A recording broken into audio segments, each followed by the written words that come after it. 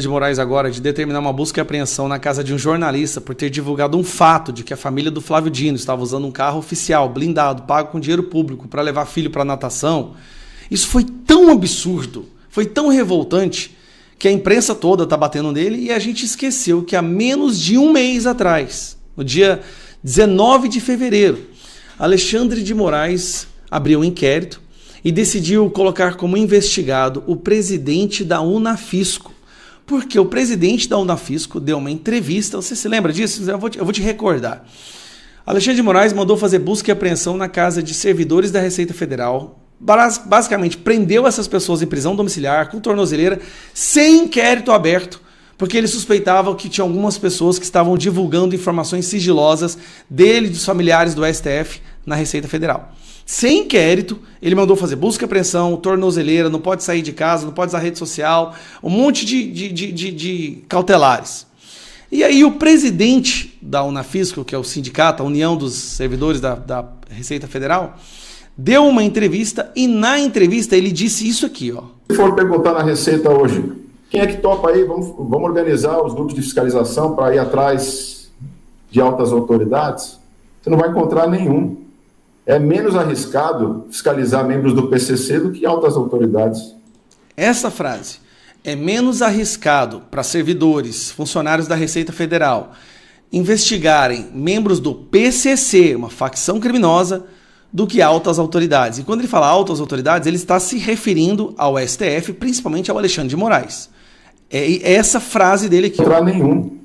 É menos arriscado fiscalizar membros do PCC do que altas autoridades da República hoje. Então isso é um efeito concreto, muito negativo para a nossa instituição. Por causa dessa fala, o Moraes manda intimar esse cidadão e ele é escutado, ele é ouvido pela Polícia Federal como um investigado.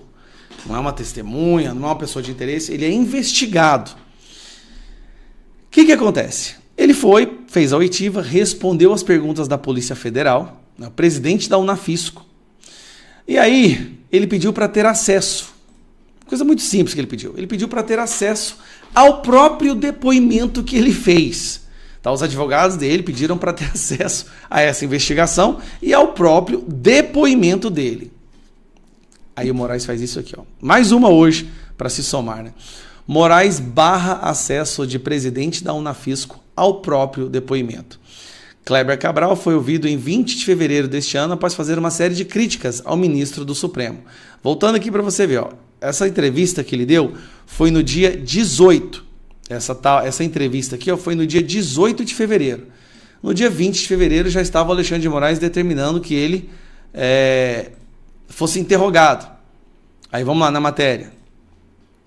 O ministro do Supremo Tribunal Federal, Alexandre de Moraes, não autorizou até o momento que o presidente da Associação Nacional dos Auditores Fiscais da Receita Federal do Brasil, Kleber Cabral, tenha acesso ao próprio depoimento prestado para a Polícia Federal no dia 20 de fevereiro desse ano.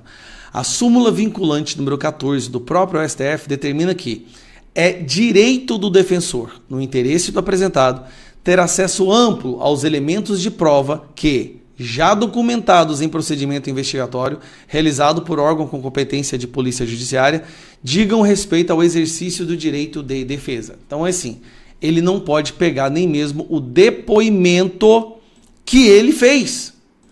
Como que a pessoa vai poder se defender se nem o que ele falou em depoimento, numa oitiva como investigado, ele pode ter acesso? Alexandre de Moraes, cara, eu não vou... Kleber foi intimado, aqui explicando, né? Com o apoio de gente, considerando entrevista à imprensa, comentando os casos de servidores investigados. Nós estamos falando de uma pessoa que está assim, ó, ele está ameaçando o Metrópolis, Malu Gaspar, Lauro Jardim, mandou fazer busca e apreensão na casa de um jornalista, ele está usando esse jornalista do Maranhão para passar um recado para a Rede Globo, para a Folha, para o Estadão, e o recado é, ó, se vocês continuarem nesse rumo aí, eu vou prender vocês. Ele está conversando com a imprensa através dessa busca e apreensão. É uma mensagem que ele está passando. E agora ele não permite que a pessoa tenha acesso. Um cara que é o presidente da Unafisco. Até quando? Senado do Brasil. Levantem essas bundas da cadeira e façam alguma coisa. A Alcolumbre vai continuar blindando esse cara. Então, me desculpem, vocês têm que pedir o impeachment da Alcolumbre. a renúncia, que o Alcolumbre renuncie ao cargo de presidência do Senado e deixe uma pessoa com culhão, com coragem, fazer o que o Brasil está esperando. Cadê os nossos senadores? Cadê os senadores que foram eleitos usando a imagem do Bolsonaro e não sobem na tribuna? Tem alguns que sobem, Magno Malta, Seife, Rogério Marinho, Marcos Rogério, Portinho, quem mais? O Girão, lembrando alguns aqui, tem alguns. Espiridião Amin, tem algum. Cadê o resto? Cadê os 41 senadores que assinaram o pedido de impeachment? Por que essa complacência com o que está acontecendo? O que mais Moraes vai precisar fazer? Será que ele vai prender as mães de vocês? O que está acontecendo? Que vocês não agem. Já era para ter obstrução total do Senado. O Senado não pode ter mais nenhuma sessão esse ano até que seja feita a CPMI do Banco Master, a votação do veto do Lula na dosimetria e a abertura do impeachment. Não é possível que os senhores vão destruir a reputação dos senhores para proteger bandido. Alcolumbre, pelo amor de Deus, já não dá mais. Já não é uma questão superficial que dá para engavetar. O Brasil não aguenta mais a situação. Encontrou dossiê nos arquivos de Vorcaro. Ele era o laranja e Augusto Lima era o dono, de fato, do Master. A PF encontrou nos arquivos de Vorcaro um dossiê que muda tudo. Ele era o laranja e Augusto Lima era o dono e presidente de fato. O documento é direto. Vorcaro é só um vaidoso que não manda muita coisa, mas gosta de gastar feito gente grande. Lima e comparsas manipulavam ativos podres para transformar prejuízo em lucro. Para quem quer fingir que acredita. É como descobrir que o dono da empresa estava na recepção, mas é o office boy que mandava em tudo. O mesmo Lima que a PF investiga por ligações com políticos do PT, incluindo Rui Costa, que privatizou a Ebal, para ele quando era, inclusive, governador da Bahia. Lendo essa nota, Navarro, hoje eu me recordo há pouco do almoço, estava entre amigos e tal, e realmente alguém ali na mesa falava, pô, mas esse Vorcaro, o cara passava mais tempo fazendo festa, se divertindo, com 3, 4, 5 mulheres, indo viajando o mundo inteiro, com carros, jatos, quer dizer... Mas como que ele tinha tempo para elaborar um plano tão, quer dizer, um sistema, um esquema tão refinado, né, tão sofisticado? E está aqui a resposta, não é, Navarro? Bom, primeiro, ainda paira a dúvida se era ele o responsável pela organização desse esquema, qual era o papel dele nessa engrenagem. E segundo, esses convescotes que você acabou de narrar, festas, encontros, o Clube do Whisky em Londres, o Cine Trancoso e por aí vai, isso era networking para ele, né? Ele reunia pessoas que ele precisava estar associado, de quem ele precisava, e pessoas que ele acreditava, muitas delas, por serem autoridades, com mandatos, com cargos, ou em tribunais, inclusive em cortes superiores, por que não? Na Procuradoria-Geral da República, em cargos importantes na nossa Praça dos Três Poderes. Pois bem, ele acreditava que estava comprando blindagem. É disso que se trata. E em algum momento, essa blindagem foi furada. E aí, Daniel Vorcaro, hoje, talvez seja a única pessoa no Brasil que possa informar com exatidão a magnitude e todos os tentáculos desse sistema, dessa engrenagem que seguramente põe a Lava Jato no bolso. Em cifras, por se tratar do maior escândalo financeiro e bancário que se tem notícia, pela ramificação que já está muito clara, ela chega a todos os poderes, aos 3 poderes da República, ao Executivo, ao Legislativo, em relação também, é importante a gente apontar que talvez a cúpula de partidos políticos, e aí isso provavelmente vai se estender de A a Z, com raras exceções, e ao Judiciário, algo que a própria Lava Jato não conseguiu mapear se a roubalheira do Petrolão, como foi batizado aquele escândalo investigado durante 7 anos e 80 fases, o quanto ele conseguiu entrar e envolver figuras do judiciário brasileiro, porque quando bateu a porta do STF, isso terminou num inquérito que é o 4.781, por conta da capa da revista Cruzoé, lá atrás, em abril de 2019. Amarrando e finalizando as pautas que você trouxe, Emilinho, veja, tem um pé de Bahia nesse escândalo Master. Tem um fio para ser puxado em relação à Bahia, sobretudo quando a gente traz o nome do Augusto Lima, o Guga Lima. O Guga Lima foi quem levou o Credicesta, que foi organizado no governo do PT na Bahia, governo Rui Costa, hoje chefe da Casa Civil, mas que tinha no seu secretariado o antecessor do governo baiano, Jacques Wagner, hoje senador da República.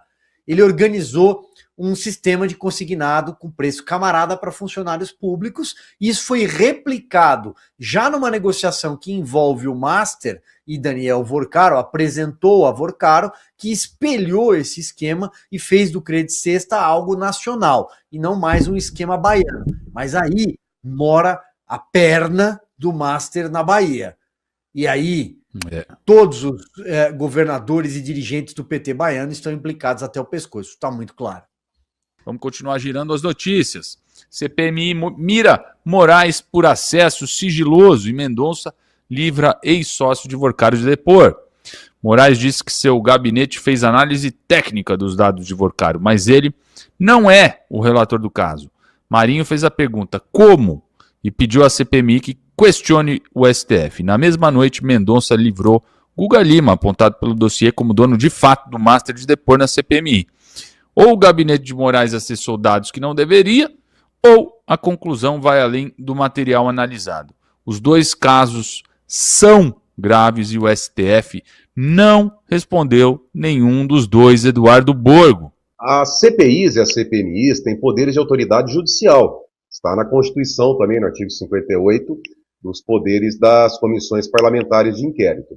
Agora, um habeas corpus, para ficar em silêncio, não quando é testemunha. A testemunha ela tem que falar a verdade, ela não pode sequer se calar, sob pena de cometer o crime de falso testemunho e ser preso em flagrante, inclusive.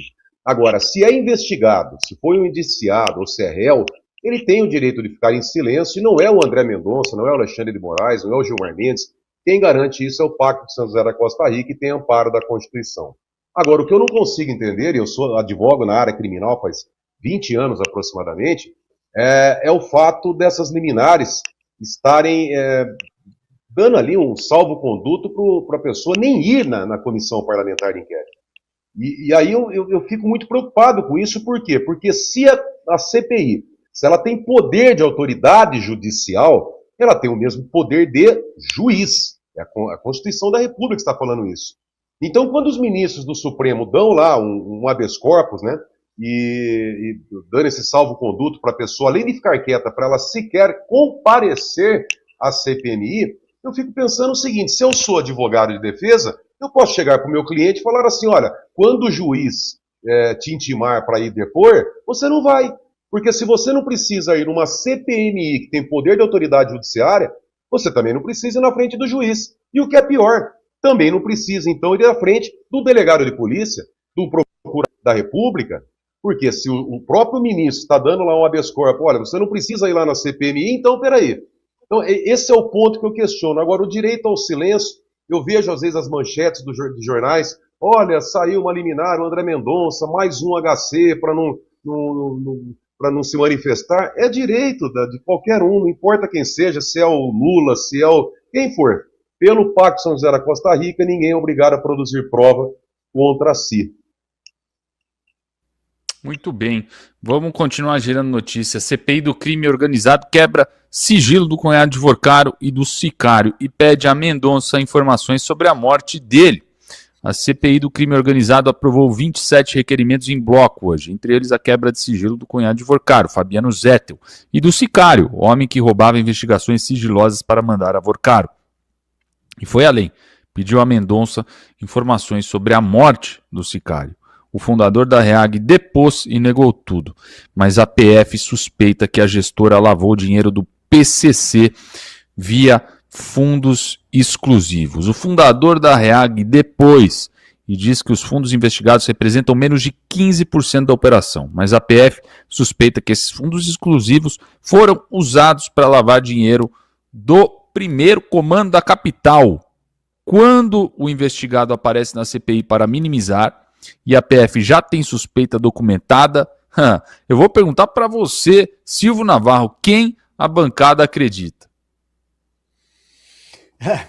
Olha, Emilinho, bom, vamos lá, vamos por partes. A quebra de sigilos, a CPI do crime organizado, que é uma CPI nata do Senado, não é a CPMI, não é uma CPI do Senado, não é uma CPMI, não tem o M de mista, não tem a participação de deputados, ela deve sim avançar nessa seara, até para se proteger do Supremo Tribunal Federal. Veja a última decisão do ministro Gilmar Mendes, que ele fala em escopo e por aí vai, para tentar restringir o trabalho dela. Então, se ela encontra indícios, um rastilho que leve ao PCC, que leve a uma facção criminosa, deve seguir por aí para não ser perturbada por um outro poder e continuar o seu trabalho. Nesse caso, em si, eu sigo muito mais atento àquilo que puder ser investigado em relação ao tal do sicário, o Luiz Felipe Mourão, porque eu acho que nós estamos no Brasil.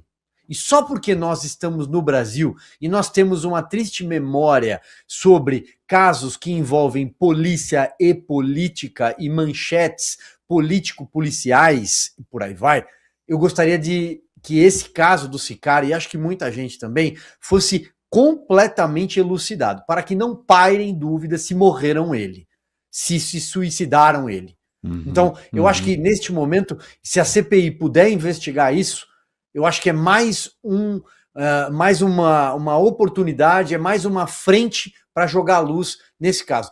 Tudo que o Brasil não precisa é de um cadáver envolvendo, no meio de um escândalo como esse, que permaneça insepulto ou vire um fantasma ao longo da história. Já temos muitos. Operação Contenção Red Legacy. A PSERG desmonta estrutura nacional do Comando Vermelho. Vereador preso e conexão com PCC confirmada. A Polícia Civil do Rio de Janeiro deflagrou hoje a Operação Contenção Red Legacy. Objetivo: desarticular a estrutura nacional do Comando Vermelho. 6 presos, entre eles um vereador do Rio que negociou com o Comando Vermelho autorização para fazer campanha eleitoral em território da facção em troca de benefícios ao grupo. A investigação confirmou.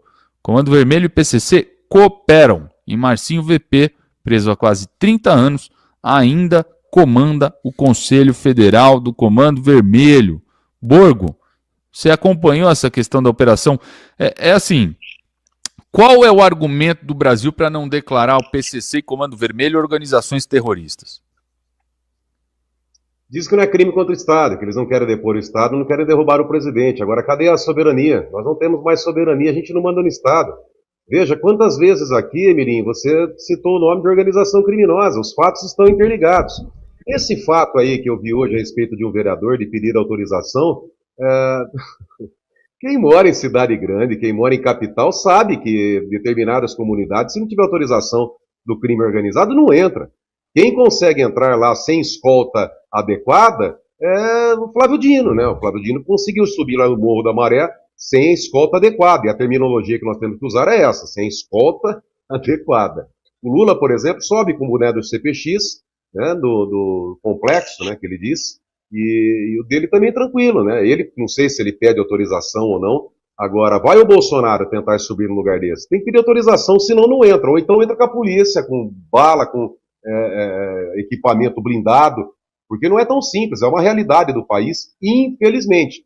Agora, essa questão desse vereador, o problema é muito mais embaixo, Emilinho, muito, muito mais embaixo. O crime organizado está entrando nas prefeituras, porque o crime organizado entendeu que dá menos trabalho e dá muito mais dinheiro entrar na corrupção da política nas prefeituras, no Estado, no governo federal, do que traficar drogas, do que assaltar banco, do que sequestrar pessoas. Por quê? Porque quando tem que virar estatística, por exemplo, é uma boca de fumo lá, é uma biqueira, que eles vão lá e estouram essa biqueira. Agora, para entrar numa quadrilha, num crime organizado dentro dos municípios, das prefeituras, por exemplo, não consegue. Em último caso, vão chegar em algum político que vai conseguir conhecer alguém lá no Supremo que vai dar um jeito e não vai virar nada. Então, a cada dia que passa, o crime organizado está se infiltrando cada vez mais nos municípios. Eu digo, eu sou vereador do meu município, sou combativo, denuncio, fiscalizo, brigo. A hora que entrar o crime organizado lá querendo matar minha família, menino, eu não tenho segurança, não tenho colete, não tenho nada, não posso andar armado, não tenho direito à polícia, não tem nada. Como é que os vereadores vão continuar fiscalizando quando tiver o crime organizado? E já tem, né? Grande parte das cidades do Brasil já tem o crime organizado, com serviço de lixo, com serviço de transporte, com serviço de água. Essa é uma realidade, infelizmente.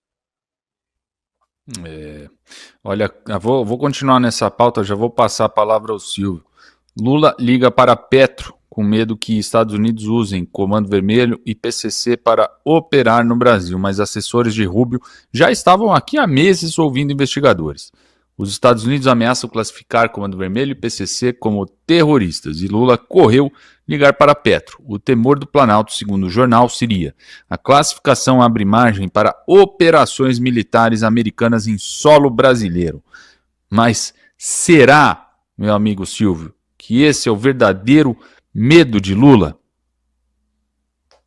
Bom, temos alguns pontos aqui, né? E por falar em narcoestado, por que não falar da Colômbia, do seu Gustavo Petro, aliás, integrante do M19, naquele movimento de guerrilha urbana, lá atrás, quando a gente for viajar um pouco no tempo para a década de 1970, depois 1980, e a ligação com os cartéis e por aí vai. A Colômbia é governada por um terrorista, por um ex-guerrilheiro, digo ex só pelo fato de que imagino que hoje ele não ande ainda armado com fuzil e não pratique sequestros, pelo menos não temos notícia. Esses são os amigos, os camaradas do Lula. Oi?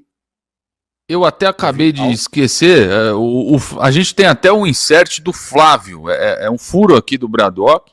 Eu vou pedir só para passar, para você também comentar o que o Flávio aí disse. Por favor, roda o insert para mim. O Brasil vive hoje uma grande crise moral de suas instituições. Isso precisa ser reajustado, precisa voltar a haver harmonia entre os poderes. Mas nós temos que principalmente combater com muita força a criminalidade. O Brasil hoje tem 25% das pessoas morando em territórios que são dominados por narcotraficantes, como o CV, como o PCC, algo muito parecido com o Trem de Aragua, que também invadiu aqui o Chile. Nós precisamos libertar essas pessoas desse domínio territorial, desse governo paralelo ao qual elas estão submetidas hoje, levando ali infraestrutura, educação, saúde, oportunidade e esperança para essas pessoas. Desculpa a interrupção aí, Silvio. Perdão, foi eu, acabei esquecendo do insert, mas pode prosseguir. Vamos juntar aqui, ó. Domínio territorial, entre aspas, o sequestro de pessoas que vivem nesse território, governo paralelo, armados até os dentes, isso, como o Borgo bem descreveu, isso não é terrorismo. E se ali se trata de uma engrenagem de tráfico de drogas e tráfico internacional de drogas, quando falamos de Comando Vermelho e PCC, nós não estamos falando de narcoterroristas. E por que não, então, não podemos classificá-los como tal para que os Estados Unidos, o escudo da América, ou seja, a parceria de nações entre nações, possa combater o tráfico internacional de drogas aqui no nosso continente? Quem é que não quer? É o PT do governo Lula da Silva, é o governo de turno do Brasil Lula da Silva. Esse ponto acho que o Borgo já esclareceu, já jogou luz também na participação dessas facções criminosas na política, nas prefeituras. Temos casos de vereadores, de políticos investigados também em outras esferas, talvez até na esfera federal. Eles se infiltraram porque são verdadeiras máfias, são organizações que atuam como multinacionais do crime. PCC e Comando Vermelho juntos, naquilo que eles chamam de o crime favorece o crime ajuda o crime, isso também é algo relativamente novo, porque eles passaram praticamente uma década como rivais no Brasil, por disputa de território, evidentemente. O Comando Vermelho, ele nasce no Rio de Janeiro, mas tem hoje uma atuação muito forte na região amazônica, e o PCC, que é paulista de nascença, atua muito também de forma mais intensa aqui no nosso Sudeste, também no Centro-Oeste por conta de Mato Grosso do Sul. Então, deram uma trégua, firmaram uma trégua no ano passado, e segundo as investigações, os relatórios de inteligência do Ministério Público e da própria Polícia Civil, eles têm atuado já com uma proximidade maior nos últimos tempos. Então, por isso, talvez essas ligações. Estou juntando as pautas aqui para otimizar o tempo, Emilinho, mas fecho naquilo que tinha começado o meu comentário. O Lula buscar um encontro, buscar uma relação, um estreitamento com o Petro é nada mais do que tratar com o seu camarada. Esses são os camaradas do Lula. Na Bolívia já não tem mais, porque o Evo Morales já não dá mais as cartas, porque a Bolívia mudou. O camarada Boric foi embora no Chile, porque o Cast assumiu hoje. Na Argentina, a Cristina Kirchner está presa em casa, mas está presa, e Javier Milei governa. Esses são os camaradas do Lula, por isso ele não pôde aparecer, não quis aparecer na foto no Chile, ia pegar mal, ele não faz parte da turma que está lá. O Cast, o Milei, que abraçou inclusive o senador Flávio Bolsonaro, uma cena que o senador divulgou nas redes, enfim. É disso que se trata, né? Acho que o divisor de águas está aí. A eleição é esse divisor de águas no Brasil. De que lado está o PT de Lula e de que lado está o senador Flávio Bolsonaro, que vai...